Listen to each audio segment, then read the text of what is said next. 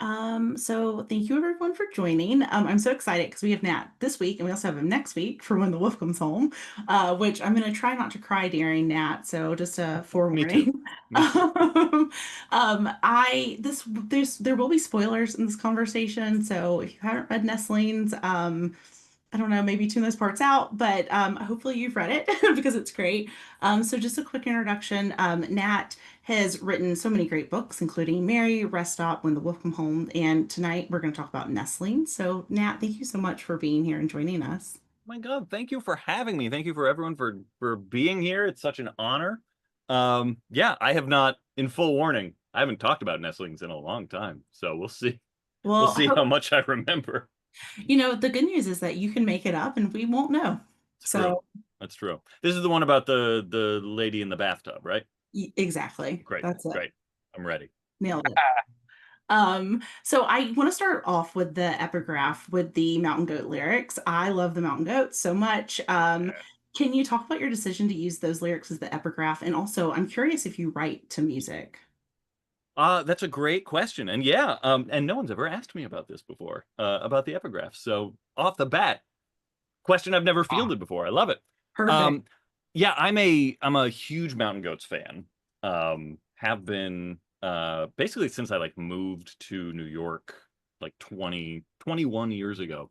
Like as I was adjusting to living in New York, the person I was living with at the time was a huge Mountain Goats fan and introduced me to them. And so they also have just like a very nostalgic sort of power for me. Like they speak to like being in an overwhelmed living in the city for the first time, a 20-year-old sort of emotional space for me. So it's very limbic, it's very fraught, a lot of their music, and so that felt emotionally, that's felt vibe wise appropriate to this book, that feeling of overwhelm, that feeling of vulnerability, but also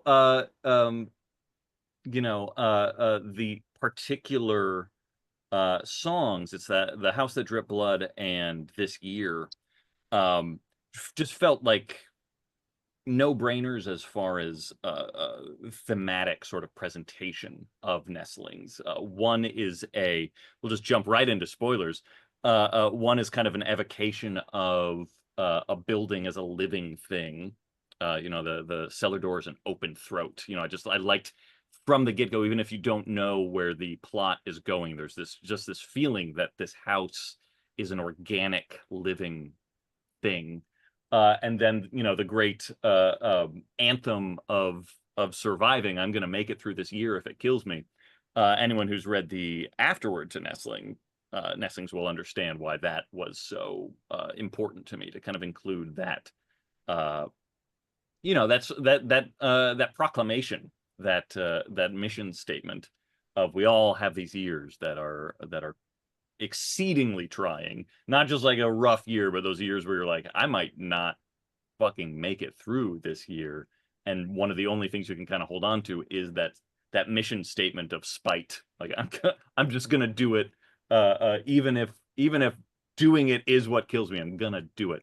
I'm gonna survive to death. And so that just felt right. And thankfully, John Darnielle, who is the Mountain Goat, um, is very he is also a brilliant novelist. For anyone who hasn't read Universal Harvester or his other novels, blanking out the I want to say The Devil Takes You Home. That's not it. But the Devil something. The Devil House. Devil House. Aha.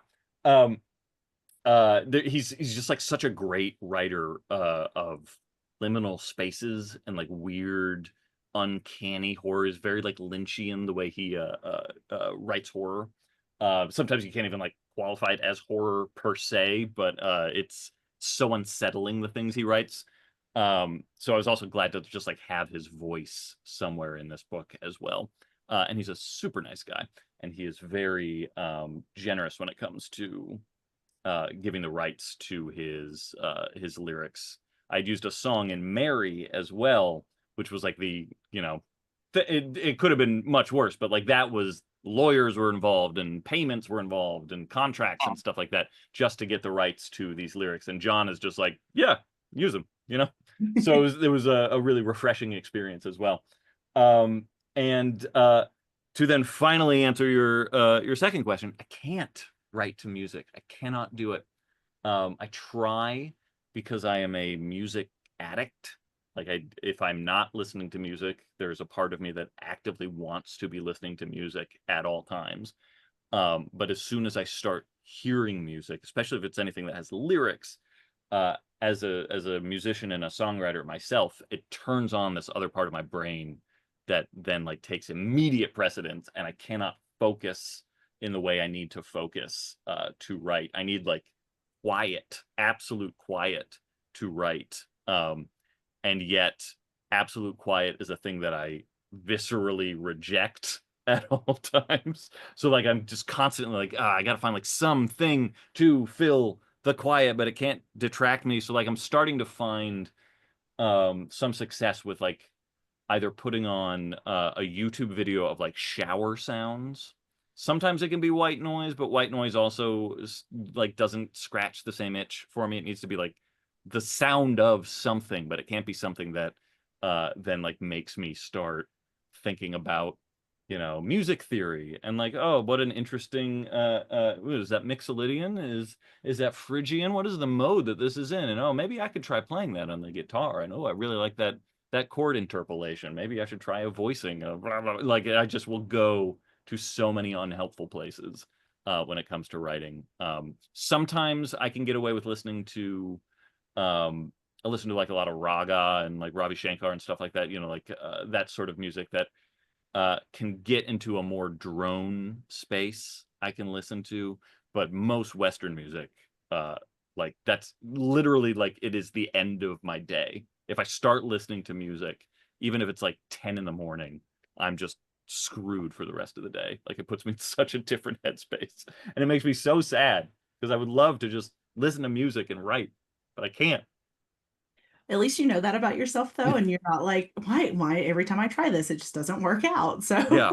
Yeah. And even though I know it, like there are still plenty of days where I'm like, yeah, I'm just, I'm making coffee downstairs. I'll just put on some music. And the next thing I know, just like I cannot focus to save my life.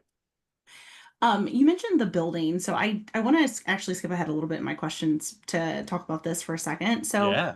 the first time I read Nestlings, I started thinking of the building as its own character, and then you later find out that the building really is a character. I mean, it's a living thing. Was that always a part of Nestlings to have the building become an actual living creature? I guess is the best way to describe it at that. Yeah. It was.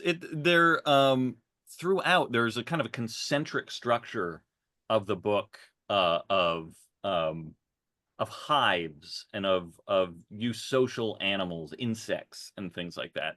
And that ripples outward into more sociological circles and things like that. But it's this constant, ideally, this constant feeling of like winnowing down various circles of what makes a home, and is home like an organic thing?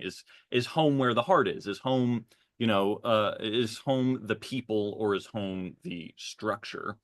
And so just kind of exploring that idea, kind of very early on in the conceptualizing of the story, I knew that there was going to have to be this ultimate reveal and this frequent sort of, for lack of a better term, pipe laying of the idea that we are in a way no different than like a eusocial insect, like a bee or a wasp that like is literally like making their home out of organic material. Like they're vomiting the brick and mortar of the space that then shelters them. We do that too, emotionally and in some ways in a weird like organic sort of way. Um, and that sense of like homelessness when you're going through one of those years that you have to make it through if it kills you or not, uh uh does kind of affect your living space too. Like it makes you feel like you can't settle anywhere, and that's what the characters are experiencing. That's what Anna's experiencing in her body. That's in a way that's part of the exploration of like, sort of anti-Semitism, or just a kind of a bigotry at large that any person faces. It's that kind of feeling as well. So it's this, again, this concentric feeling of needing an organic space to actually feel like you can thrive. And I was happy and let's say chuffed. Let's use an appropriate term when Neil McRobert was staying with me after StokerCon, and he hadn't like spent a lot of time in New York. He'd been here before, but like we actually like got to like take him on a tour and like walk around neighborhoods and stuff like that. Uh, and at one point, even he was like struck by this vibe that we weren't even talking about this explicitly, but it was the vibe that I was trying to evoke in Nestlings, where there's something about New York. I'm sure it's true for any place, any city, even like if you live in a small town, I'm sure it's like that there as well. But there's something about New York that just like amplifies it to 1,000, where you'll just be walking around and a building will just like smack you in the face out of nowhere, and you'll just be like, oh my God, like what is that thing? Like it's just this edifice of beauty and uniqueness, and it just like feels like this living thing, and you're just like, wow, I can't believe I'm here. I can't believe I can see this. Like I'm so lucky to live in this place. And it's just like a building. It's not like the Chrysler Building or the Empire State Building. It's just like, like somebody's apartment building, and you're just like, whoa, like that thing has a heartbeat. That thing is real. Like I just want to like touch it and like just like feel the energy coming off of it. Um, so this being a like, kind of a, let's say, a love letter, a love letter with asterisks throughout to New York, like that also just felt like an important thing to try and capture, that feeling of uh, you know there's so many living spaces here. Yeah, that makes sense. And I mean, I think you nailed it. I've been to New York a few Thanks. times, but it does capture that vibe and that feeling that you get when you're there. Not Yeah, only from like the aesthetic perspective of like seeing the buildings, but also just kind of like the jostling and like the walk, yeah, just the kind of different atmosphere than a lot of us have that don't live in like walkable cities or big cities. yeah. Oh, you nailed it for that. Oh, thank you. Thank Of you. course. Yeah, I mean, it really is like it's almost a cliche. It's used in like probably like 50 noir novels at least, but like the idea of the city as, like the sidewalks are like blood vessels. But it like really is true. Like if you look down from a skyscraper and you just see like these crowded streets, it's like just a bunch of fucking red blood cells just coursing through a vessel, through an artery, through a vein. Like it really is like there's an organic sort of vibe to this very metal and steel and concrete place. Yeah, no, definitely. You also mentioned your author's notes. So your books have some of the best author notes that I've read. They're always very emotional. They will also make me cry. They're also really thought-provoking, but they seem like to me a way for you to provide context of the story, Hmm. and also maybe a little bit of a goodbye to that story. How do you view them as an author, and what's the importance of them to you as a writer? That's such a great way to put it. And once again, like no one has really like put it that way before, but that's exactly what it is. Like it is a very um sort of the story itself is less of the catharsis, so much as like the articulating why this story exists being the catharsis. Like that really is, I find, to be the final button that needs to be pressed for me. And it's interesting, like I wasn't kidding when I was like, I haven't talked about nestlings in a while. So like right before we started, I pulled a copy and I was like, let me remember all the things that happened. And I flipped to the afterward, and I forgot that the afterward even starts with me saying like I wasn't intending to write an afterword for this, because I sincerely wasn't. Like the forward and afterward of Mary happened for very um, logistical and organic reasons, and so it wasn't a given that I was going to write a an afterword for Nestlings, and then once the book was like fully in process and stuff like that, I knew I kind of had to, for exactly that emotional sort of, you know, closure that you're describing. Like I needed to just like vomit that all out and say like, here's why I needed to write this book. And if you've gone through something like this, maybe it will help contextualize the book in a specific way. Like I remember one of the things that people were not concerned about, but enough so that at least it was like a, let's try and avoid this if we can. When it came to writing the forward and afterward of Mary, is that we never wanted it to feel like an apology, or like if you don't like the book, like read this and like maybe you'll like the book. Like you can take from the book whatever you want. Like it in a way is it almost like a separate. It's like a bonus track. Like you cannot read any of the wraparound material if you so choose, and hopefully the story will still work on its own merits. But I do like to think of like, if you do read it, it just shines a different light on everything. Like what you've already said. Like it brings a sort of depth to the genre tropes, and the sort of like, maybe if you read it again, you'll notice like some of the themes and stuff like that you now understand were like on my mind while writing it. And in a way, it like helps articulate for me the sort of the almost like journalistic aspect of, oh God, like here's what I was writing, here's what I was thinking. Um, like I knew in Wolf, spoilers for next week, that like I was gonna write an afterword about my dad. But it was only like through the writing of the afterword that like I really realized what I was trying to say about my dad with this book that I had already written. I remember once, I used to read a lot of books on writing when I was a kid. Like even just like quote books, like, here's 9,000 authors saying pithy things about being a writer. And one of these days I'll track it down and figure out who I can ascribe this to, because I'm forgetting who said it. But it struck a bell with me even when I was like an adolescent, and it still rings really true now as a grizzled veteran of writing now. But it was the idea of everyone says write what you know, but as this quote kind of interpolated, writing is the process of figuring out what you know. And I find that to be really, really true. When you start writing a thing, then you're like, oh yeah, I do know. Like that's how I feel about a thing. It's not that you go into it knowing that, but it's through the phrasing and the articulation of it that you're like, oh yeah, that is the thing. So like writing the afterword of Nestlings kind of affirmed for me, like, oh yeah, we did survive that year. We did go through all that really awful stuff. And now it's like in writing, like, holy shit, yeah, that really was a rough time.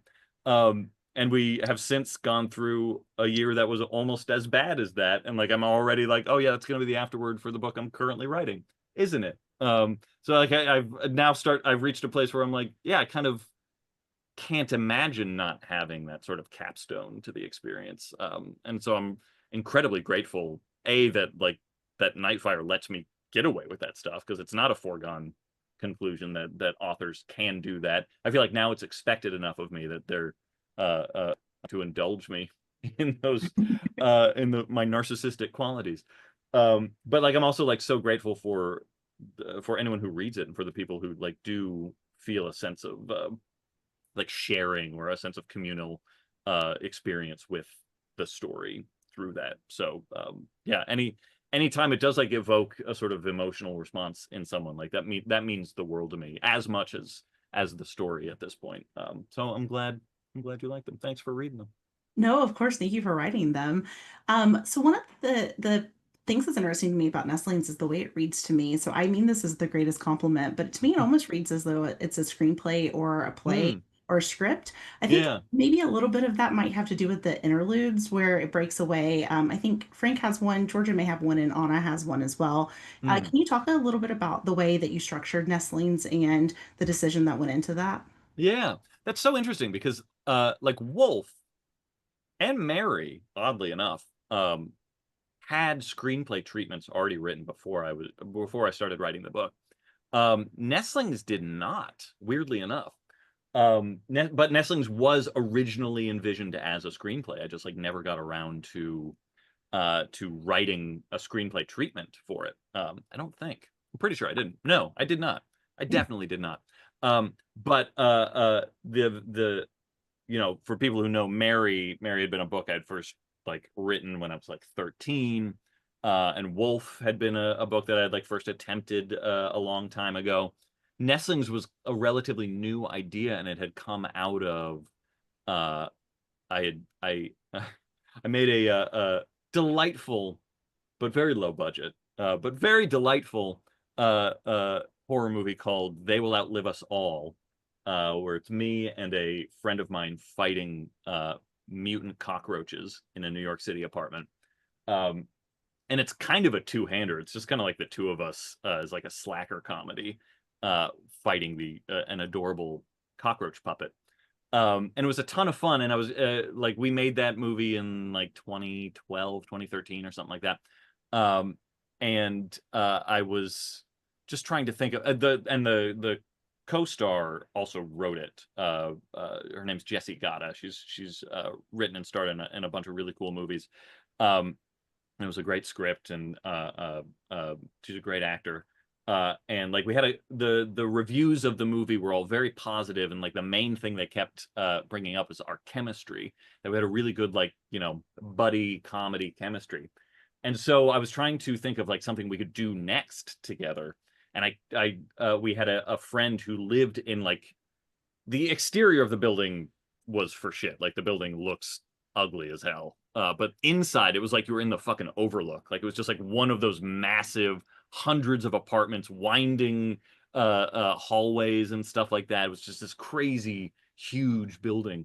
And I was like, oh, we could like if we could film in that apartment building, like this would be an interesting idea. Like we could play a married couple this time instead of best friends, and like it could be like almost like a riff on like Rosemary's Baby, but it could be about monsters, like maybe vampires, like a vampire sort of creature or something like that. So like the whole germ of this movie came from trying to write a low budget horror movie for us to do next, and I just never got around to it. Um, and so yeah, that it's interesting that like kind of fed into the sort of structure of the feel of it. Um, even flipping through it just now, I was like, oh yeah, there are a lot of like just primarily dialogue scenes. Some of that also was me paying homage to Rosemary's Baby. For anyone who's read Rosemary's Baby, which is a book that is like, I think Nestlings comes out at like 90,000 words. Rosemary's Baby is like 60,000 words, maybe 50,000 words. It's basically like a screenplay treatment. It is the briefest, quickest read, and most of it is told with dialogue. Because Ira Levin was a screenwriter and a playwright as well. And so I've always had a bit of a sort of fondness, a fraternal feeling to Ira Levin. And so I was trying to like honor that sort of fast paced but slow burn sort of feeling where each chapter you can get through really quickly, but Uh-oh. it is there's a sort of building of claustrophobia that I wanted to evoke. um so that was definitely an influence of the structure as well. And then there's a sort of larger structure that I wanted to, in a very subtle way, sort of evoke, which is that it's a lot of short chapters, but each chapter is broken up into like smaller units. Because I really wanted it to evoke a sort of feeling of a skyline. So it's just like all these like, different heights, different chunks of text and stuff like that, that when kind of taken in a more panoramic sort of distance, you can sort of see this, skyline sort of vibe of all these like little mini buildings and structures and stuff like that wind up making this larger thing. And so it felt very important to have just every now and then. I think there are 3 or 4 moments where we step outside of the building a little bit and we're like, here's another life, because to get a city vibe, you have to have a sense of the panoply of lives and voices and stuff like that. So like here's just like another shot of some outer boroughs activity that is happening. Yeah, so that was all kind of part and parcel of the idea of the structure. Wolf and Nestlings were the two so far, and I guess Rest Stop as well, are the two are the most structure oriented books of mine. Mary and the book that I'm currently writing right now are a little more freeform, and I find that to be so much harder. It takes me so much longer. There is something really nice to like just kind of know the conventional structure that whether I'm trying to subvert it or not, like I at least know like okay, there's a skeleton here that I can fuck with, as opposed to like these like larger, more amorphous sort of like you know what what did she do today sort of feeling. So I love when I can find a good like structure bound story. um I will be attempting to write a structure bound story after this current work in progress because my god, is it a lot of work to not have Just structure. just a little break from the non-structure. Yes, oh my god. One of the things that I really appreciate about Nestlings is Anna. So I really love a female character who is not your stereotypical mom, and Mm, Anna fits this category. She's not evil though by any means, but she's definitely realistic. And I really appreciated how open you make her about the struggles of being a mom, and also just kind of I mean, I guess to be blunt, like she's very resentful of Charlie, and I think that that's not something that's spoken about a lot in fiction, yeah. especially for for a main character to come across. Can you talk about the decision to make Anna so complex, but also how you go into writing a female character?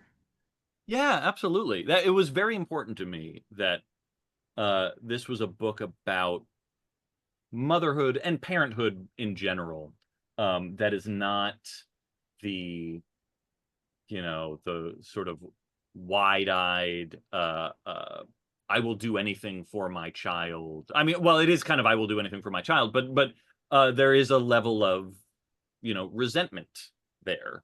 Because I feel like I have witnessed that with all the close people in my life who are parents, especially early parents. Like Charlie is turning a year old by through the course of this book. So like they're parents of a newborn and then an infant. Um, and my wife and I had also like gone through a lot of a long and winding fertility journey. And through the course of that, I knew I personally had to do a lot of like inner investigation about like what would it be like to be a parent, like how would I feel about that? And especially early on in that process, like there was a lot of fear of like, oh my God, I think I would feel resentment for this, you know, particularly before like a baby has a personality. It's just like this need machine that like can't do any, can't even lift its head up, doesn't even know where the boundaries of itself begin and end. Like we know nothing when we are born. It's wild. And like, the sleep deprivation and just the need and like the hormonal changes happening to everybody involved in parenting and stuff like that. Like it is an intensely destabilizing experience. Um, and it's not for everybody, even for people who find themselves in the middle of it.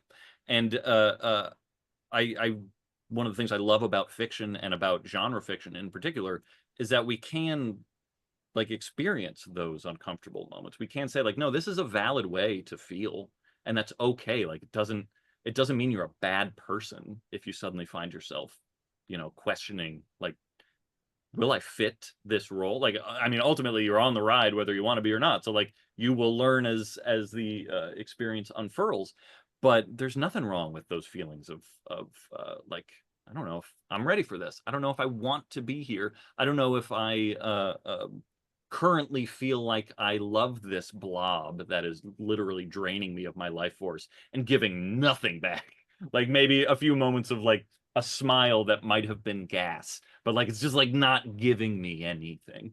That felt very important to me to portray in a character, and something that I found um, compelling, something that I found poignant, something that I found rich, because all of Nestlings is kind of rooted in a feeling of uh, Anna in particular, and Reed to a certain extent, uh, learning how to live with discomfort, learning how to live with roles that they thought would be clear cut, in the beginning. You know, I am the father, I am the mother, I am the New Yorker, I am the musician, I am the, you know, the voiceover actress and physical therapist, and um all of their roles are ripped out from under them, and they have to kind of find a way um to reintegrate a sort of new definition to them. It was very important to me that it was never like that. It's not a triumphalist story. It's not like you know, oh, I'm going to be cured, or like I'm going to wake up and suddenly feel different. It's a I never like um endings like that. I never like resolutions like that. I'm much more drawn to a grayer sort of feeling of like, oh, uh I need to find my own power in this new space. Like I think that's clearest in Anna's relationship with her paraplegia. Like this is not oh my god, look at this heroic person who is overcoming these obstacles. It's like, no, she still has these obstacles. She's learning how to live with these obstacles. She's learning how to be a hero within these obstacles. Like the obstacles do not mean she cannot be heroic or strong or anything like that. But that doesn't mean it has to be in spite of these the situation that she's in. It's part of what makes her so strong. So like it's not about her like overcoming this injury, but it's really about her like learning how to embrace who she is and how she can still be powerful. And I think the motherhood question is one of those moments as well. Like you know, she was never going to be someone who would maybe feel, you know, like a typical mother, like the sort of mother she felt like she was being pressured to feel like. But that doesn't make her any less of a mother. That doesn't make her any less of someone who has her child's ultimate well-being in mind, and who undergoes great sacrifice to make sure that this, you know, it's twisted in the end, it's subverted in the end, but like it's still an act of intense love to you know, set this child up in a circumstance where she will thrive and succeed. Like that's all any mother should be doing anyway, right? Like it's getting your child to a place of safety and strength and security. So I was very interested in finding all the sort of ways to explore and honor and you know, shine certain lights on certain feelings. That, I mean, that sounds also like very like, ooh, look at me doing it. Like it's also just like something that you know, I've seen people go through who are close to me, and things that I could imagine going through as well. And so it seems unfair to not have those experiences dramatized in a story as well. And those are always the things that I'm kind of like looking to explore and shine. I hate the phrase "shine a light on" because again, it sounds like I'm some sort of like no one's ever done this before. Like there are other examples of this as well, but like far fewer. And so I wanted to add an example to that roster, if that makes sense. Yeah, that no, that makes total sense, and I think you did a great job. I mean, she's not even. I think the problem I think a lot of times with these female characters is you hear from readers that they're unlikable or they Yeah. portray them in a negative light, and I don't think you anyone says that about Anna. So I think you definitely did a good job of making her complex and real without also then turning her into an unlikable character because she's not kind of fitting the norm. Yeah, thank you. I appreciate that. Weirdly, because if there is a main complaint I've seen about Nestlings, because I do have a habit of reading reviews, it's the worst Don't habit in the do, world. don't Don't do do it. that. No, I can't help it. I'm a former theater producer. I'm always like, what are the people saying? What can I shoot out to the world? Um, but if there is like a common denominator of the people who have a less positive response to this book, it usually is Anna and Reed are too unlikable. I don't like them, and that's fine. You know, I'm not gonna tell anyone they're wrong for how they feel about a certain book, but it's that word always does rankle me a little bit for exactly that reason, because I'm like, well, what? How do you expect them to be likable? Like they're going through postpartum depression and post paraplegia depression, and caretaker depression. Like what is likable?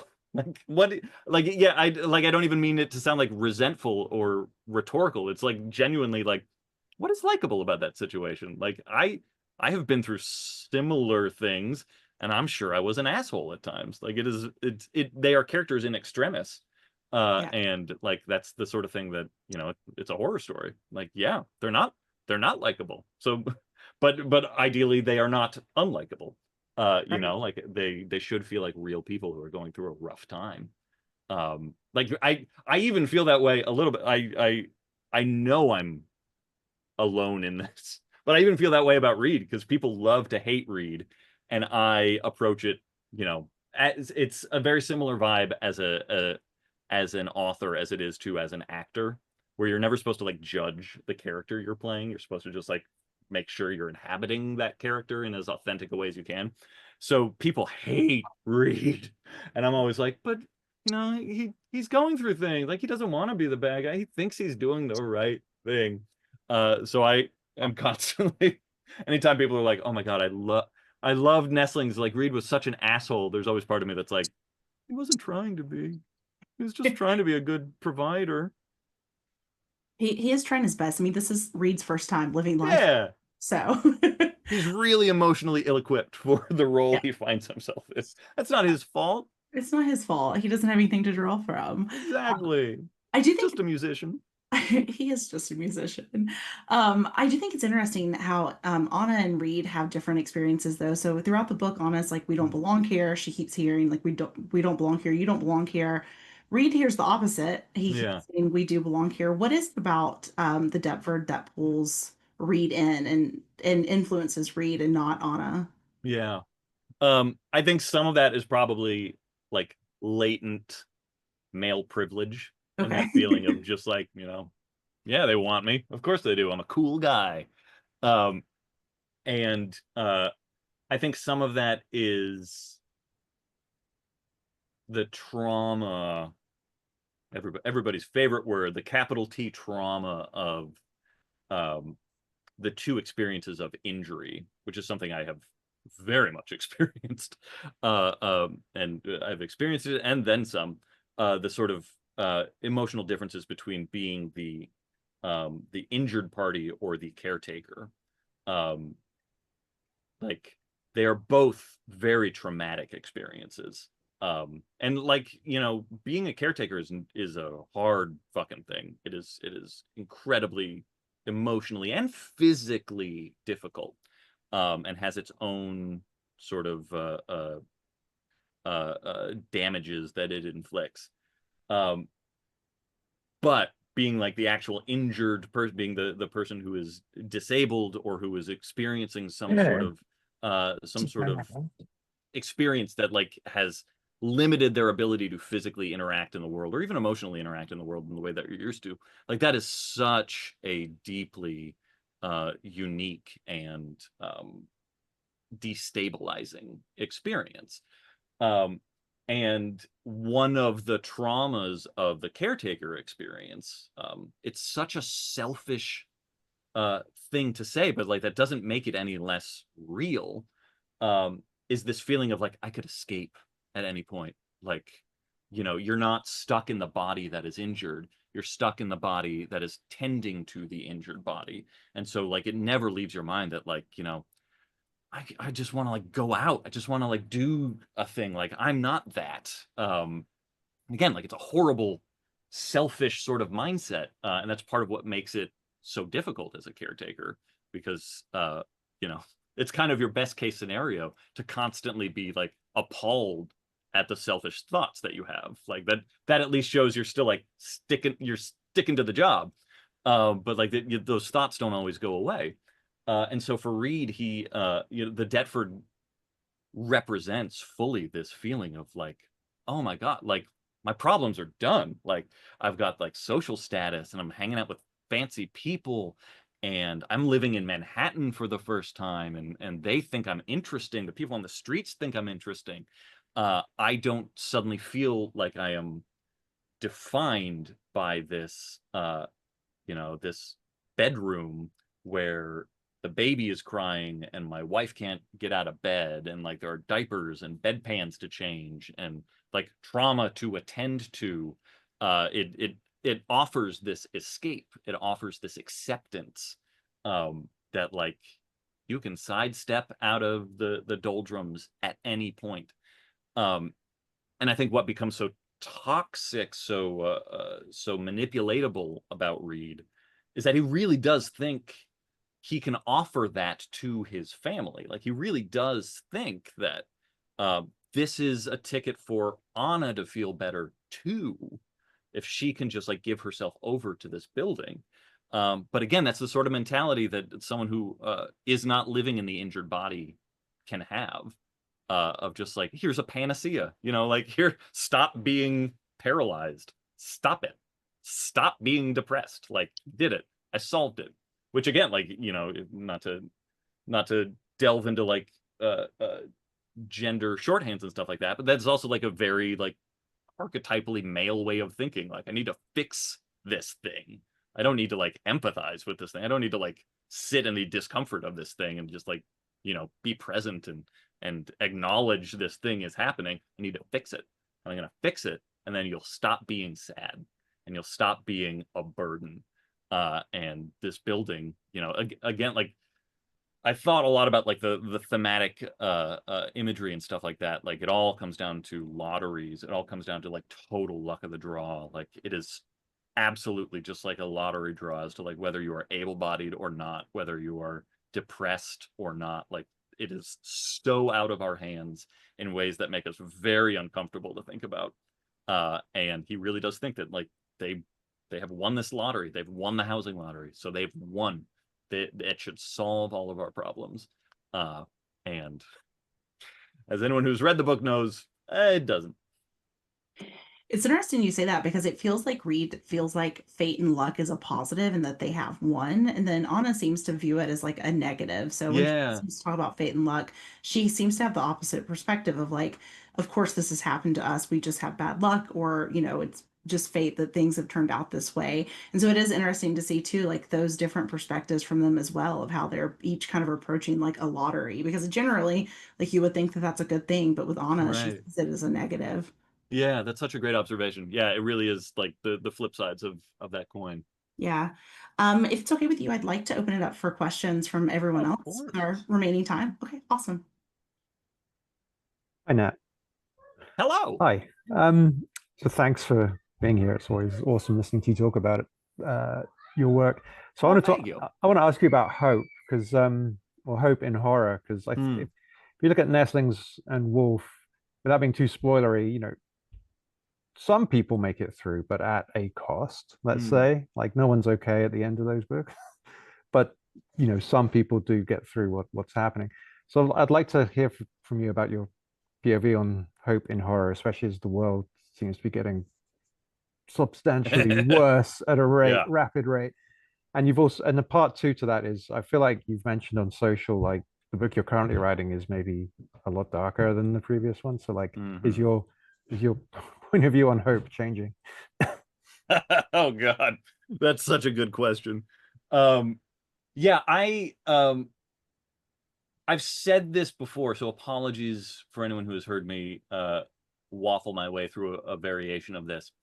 But I find the more I do this and the more I investigate myself as well as, other people that I'm interacting with in this genre space, um, the more I really start to feel like horror fans um, are a very interesting combination of incredibly anxious. I think we're all very anxious people who are used to thinking about worst case scenarios and find a sort of validation in horror stories of like, I knew it could be bad. I knew bad things happen. Aha, see, this story proves it. But also, I think to be a horror fan, there's a very latent, maybe you're not even aware of it, uh, uh, level of optimism that every horror fan has. Because ultimately, every horror story, no matter how hopeless, no matter how pessimistic the ending is, there's a feeling of like when you engage with it, when you watch it, some part of your brain is going, well, I'm not going to do that. Like, I'm going to do it differently, or I'm going to find a way to, you know, not have that happen to me. Or if the person is successful, then you're also filing it away of like, ah, so that's how you defeat that monster. That's how you don't, you know, die from the ring curse, or that's how you can kill Freddy Krueger. Like, it is all serving some subliminal element in the horror fan's brain of bad things are going to happen to me, and I need to know what that entails. I need to know if there's a way I can survive this, uh, either by direct example or by having to do something different than what I've seen. So I find horror to be a hopeful thing, no matter what. Like, as long as you are engaging in a horror story, your life can't be too bad, right? Like, you're not on the run, you're not on fire currently. You're able to find the time to deal with a worst case scenario in a controlled way. That said, I think optimism and hope are, you know, they're not completely overlapping Venn diagrams. They share a lot of things, but there are things that make them different. And for me, just as like a person, I think almost all of my stories have an element of learning to live with the horror, as opposed to the horror is ever defeated. So like Nestlings does that, Wolf does that, Mary does that in a kind of like triumphant sort of way. Um, uh, and Rest Stop does that. There's always this feeling of like, it feels like a bridge too far to me to like hope that evil will be defeated or that the monster can really be like kicked out of the story. That feels like a fool's hope. But what makes me feel optimistic is that that doesn't mean that like the story has to end with the monster winning or with the horror winning.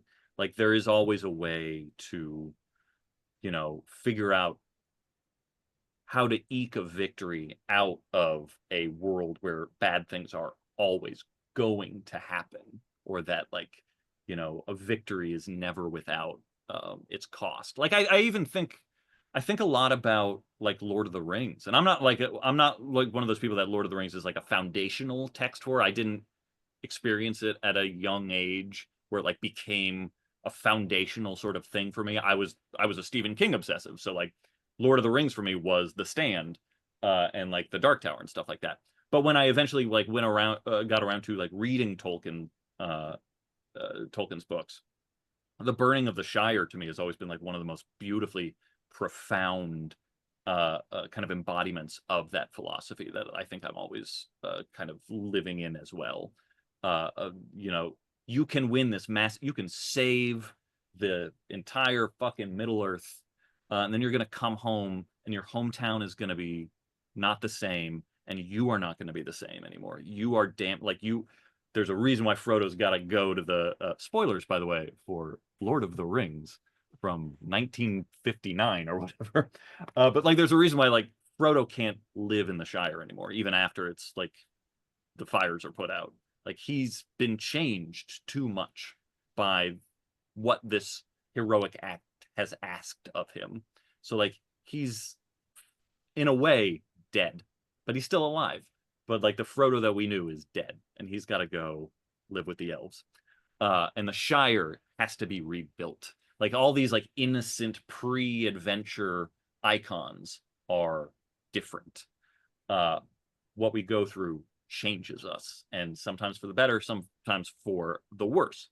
And so sometimes, you know, you start a story thinking you're going to defeat a monster, or you're going to, you know, save your family or something like that, or you're going to escape a giant fucking wolf.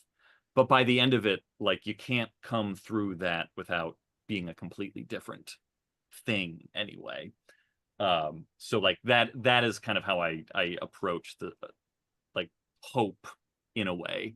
Like, it's, if there is life, there is hope, but that doesn't mean you know, it's a life that you're maybe going to be comfortable with, or you're going to you know, feel good about.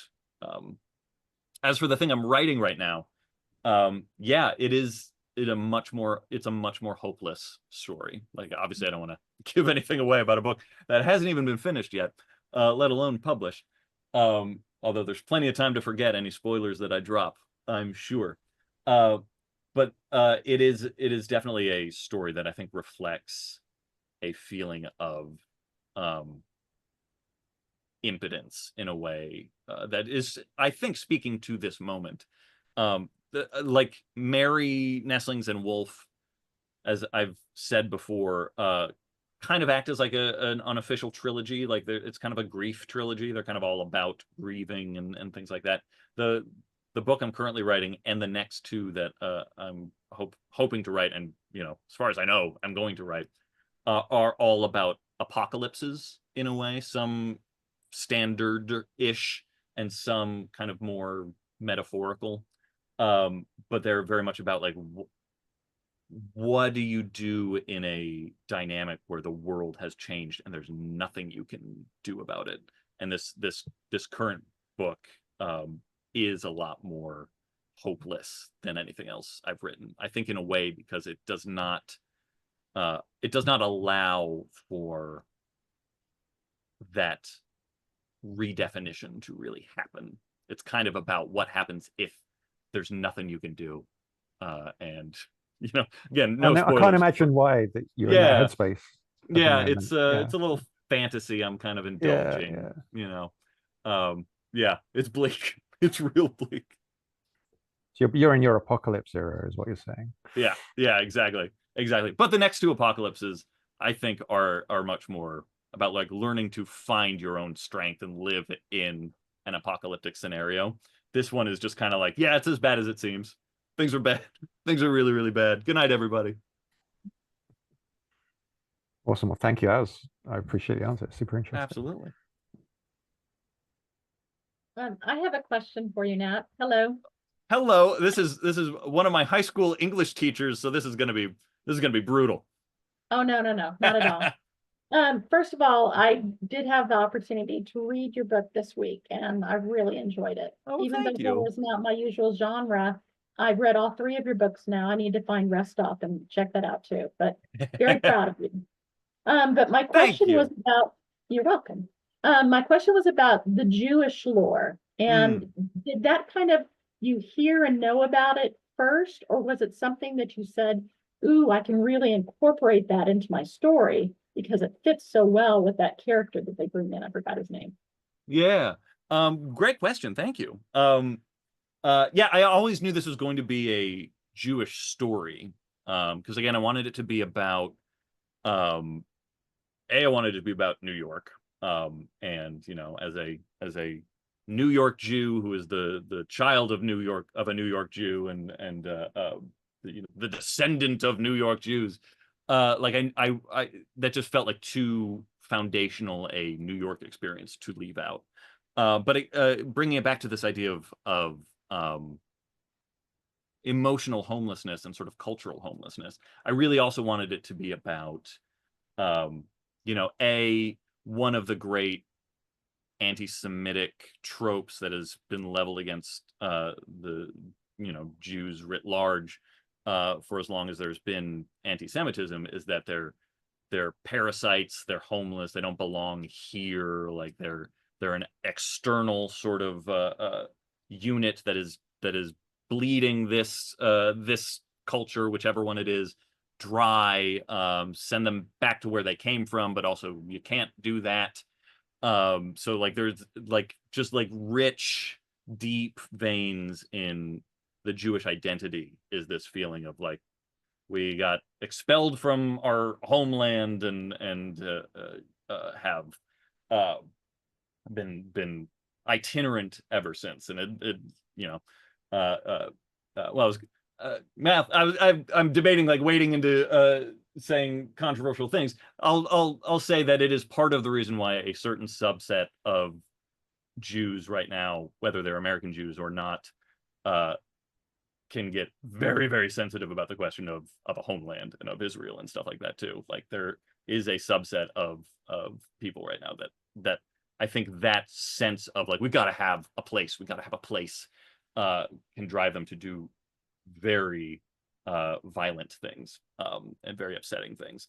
And I wanted to engage with that in this story, because this is a story about not having a place, not having a feeling of belonging. Like, I think anyone who is a part of a non-hegemonic sort of identity, whether it's a religious minority or a ethnic minority, or you know, even again, like just someone who is disabled or differently abled or anything like that, understands that feeling of like, oh, I don't belong in this space. This space is constantly making me aware of the fact that I am different, and that I could get kicked out of this space at any point if I become inconvenient.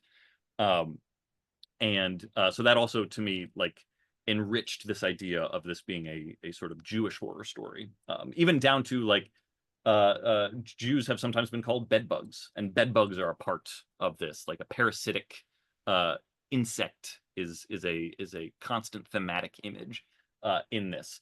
Bringing it then all back to the question of the mythology, then I did not know about this particular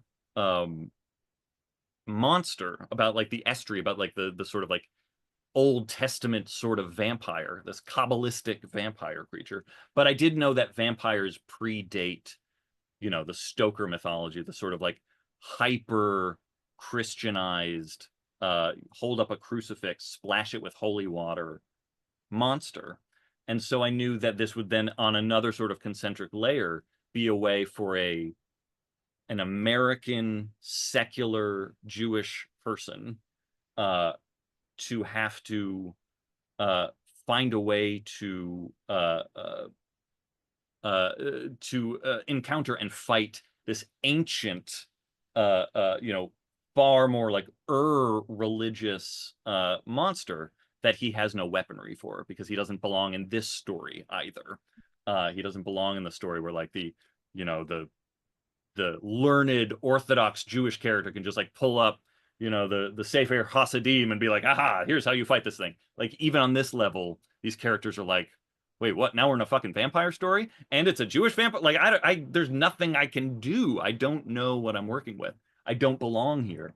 So yeah, that was part of the fun then, to like look that stuff up that even I didn't know. It was like, oh yeah, of course there are monsters. There's so many monsters that predate all of these, you know, these religions, these like sort of organized attempts at putting a sort of philosophy on the messiness of being a sentient creature. So yeah, very rambling answer to that, but it was very interesting to see it all tie together. Yeah, I thank you. enjoyed it, and I had never really saw it from that perspective, so I thought Yeah. that was an interesting way to put it in the book. I That's also like, oh, what's that? I said I have another question. As a New Yorker, what building speaks to you? That's a great question. I don't know the name of it, but there is a building. Oh. There is a building in like in the near Flatiron that ever since I moved here, I was just always like, I love that building. I don't know what I think it's like an office building. It probably has a name, because most buildings have a name. But yeah, there is one building in particular that every time I think of like just a cool building, it's there. All right, very good. It's been very enjoyable. Continue on. Thank you, Mrs. Parise. I love that so much. Thank you, Nat, so much for joining us.